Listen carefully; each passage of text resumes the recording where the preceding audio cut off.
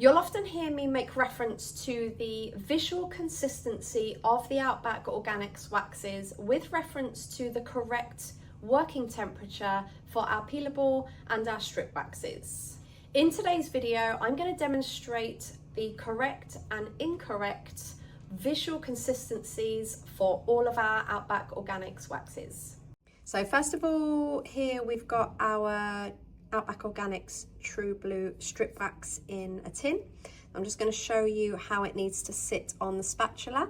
So ideally, you're going to be able to scoop and scrape and be able to twist the spatula at a pace where it's not running off the edge and you're not having to spin it too fast. If it's running any quicker, which we'll show you in a moment, you've got your strip wax too hot. So this is the ideal consistency.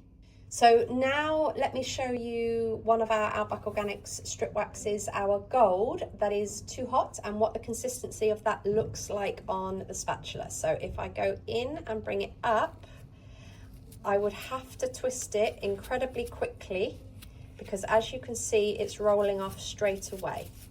So I'll hold that up again and you can see it's too liquidy in the pot. And by holding it up on the spatula, it's running off exactly like a liquid. Very different from what we've just seen with the True Blue.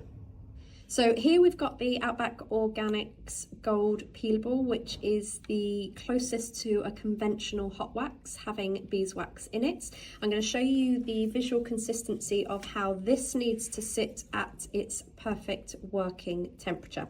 So we always keep a solid core, and you'll see this nice stuff around the outside edge. I'm just going to turn this over so that I can show you the perfect consistency of what we need to work with. And if I just take a little bit onto the spatula there, you'll see it sits like a thick honey and it holds quite solidly on the spatula without dripping off. And if that holds there with that nice round shape, just see it starting to come away from the edges. That is a perfect temperature for your client's skin. So now I can demonstrate the Outback Gold Peelable when it's too hot, and the consistency, as you will see, will be very different. So first of all, we've lost the beading, we've lost the solid core. And if I just take the spatula in, you'll find that it will come out very flat like a strip wax and it will pour off the spatula very quickly. So the consistency of this, I can't even control it with spinning, it will just keep dripping off. So this is too hot.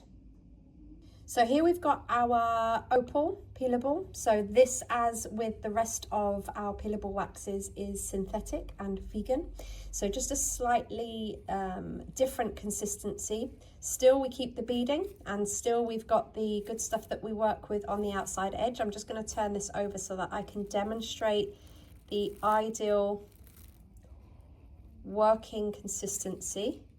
So if I scrape that off and come back to the center of the camera there, you'll see that this holds quite a obvious round ball shape without running off the side of the spatula.